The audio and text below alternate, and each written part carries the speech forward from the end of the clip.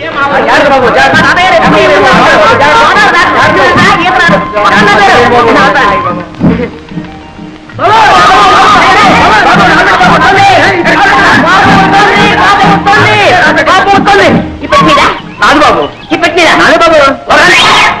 తాతయ్య గారు ఏదో బండి పంపిస్తారన్నా మధ్యలో ఈ తగలాడు అంటే పంపిస్తాను గుర్రానికి తలిచేమేమో బాబు నీ బండి ఎవరెత్తారా తాతయ్య గారు బండి పంపారు బాబు ఎవరు తాతయ్య గారు బండి పంపించారా ఇప్పుడు అరే బాబే బాగా తాతయ్యడి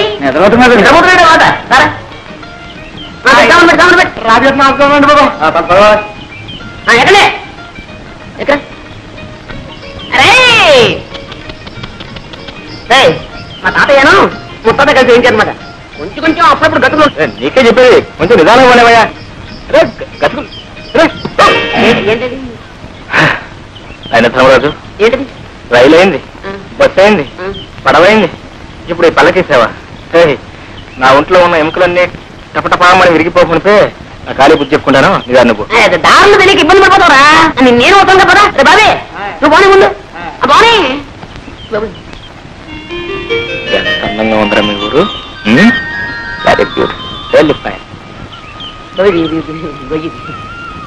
చూసినడవరా ఇదో ఈ కనపడే తోటంతా మా తాతయ్య గారిదే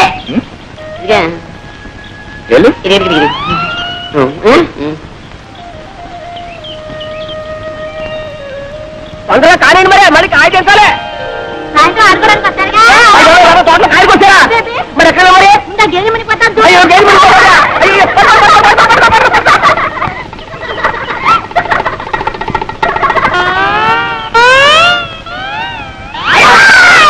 ఎవరు దామాది ఒకసారి రావాలా ఎందుకు ఎందుకంటే సావిత్రి నా పేరు సావిత్రి కాదండి వరలక్ష్మి నీ పేరు వరలక్ష్మి కదూ చిన్నప్పుడు ఇంత లంగా వేసుకుని ఇంత జాకెట్ వేసుకుని ఇంత జడ వేసుకుని ముక్కు నిండా కీవిడి అసహ్యంగా ఉండేదాన్ని అమ్మో ఇప్పుడు లంగాలు ఓణీలు కొబ్బరి ఉండారు ఎంత ముద్దొస్తున్నావో నన్ను ఎవరు అనలేదండి బాగున్నావని ఎవరు అనలేదా పాపం నేను అన్నా అనేస్తున్నా ఎంత ముద్దొస్తున్నావో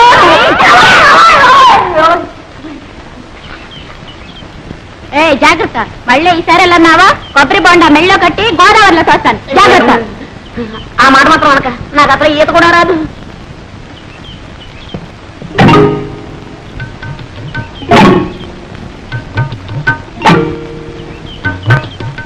మమ్మల్ని అయితే కొట్టాదని శ్రీలక్ష్మి ఏం చేస్తా శ్రీలక్ష్మి అయితే మహాలక్ష్మి అయితే ఊరుకుంటారేంటి ఎక్కడా లక్ష్మా ఓ లక్ష్మా లక్ష్మా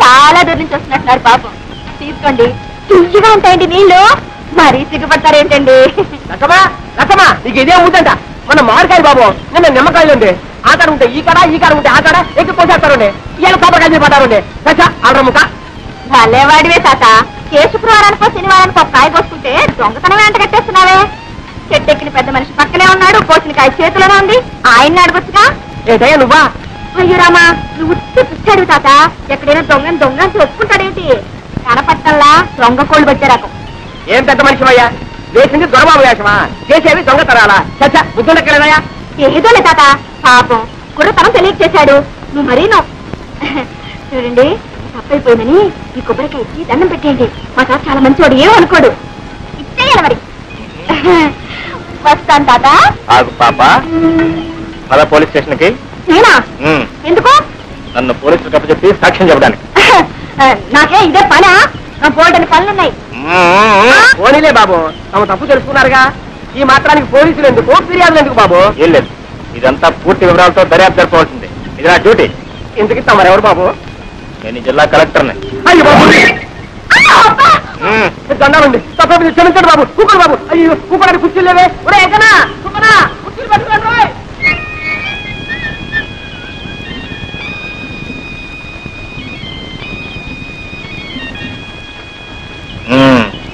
ఏం పిల్ల శ్రీలక్ష్మి శ్రీలక్ష్మే అవును నేను చెట్టు ఎక్కుతుండగా కాయ కోస్తుండగా చూసావు కదా చెట్టు దిగుతుండగా కూడా చూసావా అబ్బాయి మీరు చెట్టు ఎక్కలేరు ఎక్కించిన దిగలేరు కూడా అయితే ఎందుకు అబద్ధాలు చెప్పారు అయ్యా నేను ఎప్పుడు అబద్ధాలు చెప్పనండి ఏదో ఇలా కష్టాలు వచ్చినప్పుడు ఎవరినైనా ఏడిపించాలని బుద్ధి పుట్టినప్పుడు అప్పుడప్పుడు కొబ్బరికాయలు దొంగతనం చేయడం తమకు వచ్చిన కష్టం? అయ్యో, నేను ఎప్పుడు కొబ్బరికాయలు దొంగతనం చేయనండి. ఏదో కష్టం వచ్చినప్పుడు అప్పుడప్పుడు ఏదో కష్టపడి కోసుకున్నట్లు ఉన్నారు. 4 కొబ్బరికాయలు ఇప్పించుకుంటారా? వద్దండి. నేను కూడా ఎవరికి ఎప్పుడు ఇప్పిస్తాను లేదనుకోండి. ఆడపిల్ల కష్టాలు ఉన్నప్పుడు అబద్ధాలు చెప్పి ఆడపిల్లను అదుపులో పెట్టవలసి వచ్చినప్పుడు ఇలా జిల్లా కలెక్టర్ నన్ను అబద్ధాలు చెప్పి ఏ భయపడ్డావా పాపం? నేనెవరికి భయపడినా ఏవో కష్టాలు వస్తున్నాయని అనుకున్నప్పుడు అవి తప్పించుకోలేనేమో అని అనుకున్నప్పుడు తప్ప.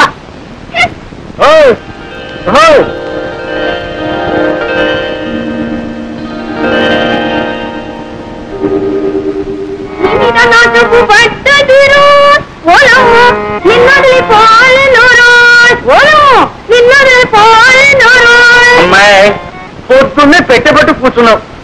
అమ్మ వచ్చి రాడైంది. ఆ అక్కయ్య ఎక్కడుందో ఏమిటో.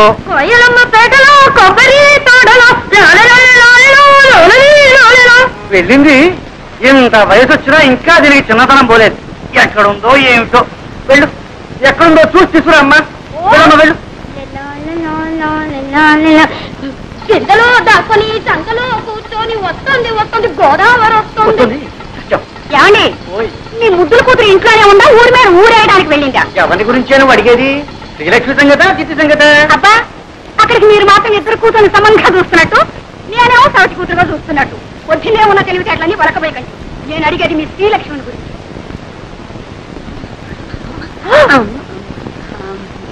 ఏమండి, ఎక్కడికి వెళ్ళిందంటే గుళ్ళ గంటలాగా గుడ్లు మిడకరించి చూస్తారేమిటి? పొద్దున అనంగా పూజలో కూర్చొని ఇప్పుడే గమనిస్తాం. రారా అమ్మ కూడా పూజ ఉంటే అది అర్థంగా ఇంట్లో కూర్చొని పూజా నమస్కారాలు చేసుకుంటే కొబ్బరి తోటలో మామిడి తోటలో తిరుగుతుంది. ఓడి దర్శి ఇంట్లో ఉంది కానీ నీ పెత్తనం అయితే అంతే. చూడు, ఈ 2 రోజులు బిల్లు కదటానికి వీళ్ళు తెలిసిందా? మళ్ళీ అమ్మాయికి పెళ్లి చూపులా? అబ్బే, అమ్మాయి కాదు నీకు. అది కాదు. చూడండి, ఈసారి ఖచ్చితంగా చెబుతున్నాను. తండ్రి కూతుళ్ళు కూడబలుకుని నేను తెచ్చిన ప్రతి సంబంధాన్ని కాదు అంటున్నారు. ఈసారి అలా జరగడానికే వీలు. అది కాదు, పెళ్లి కొడుకు ఎవరు అని. పేర్రాజు గారి మనవడు ధర్మరాజు.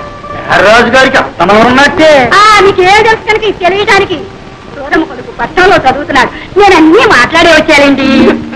ఊరుకోమ్మా.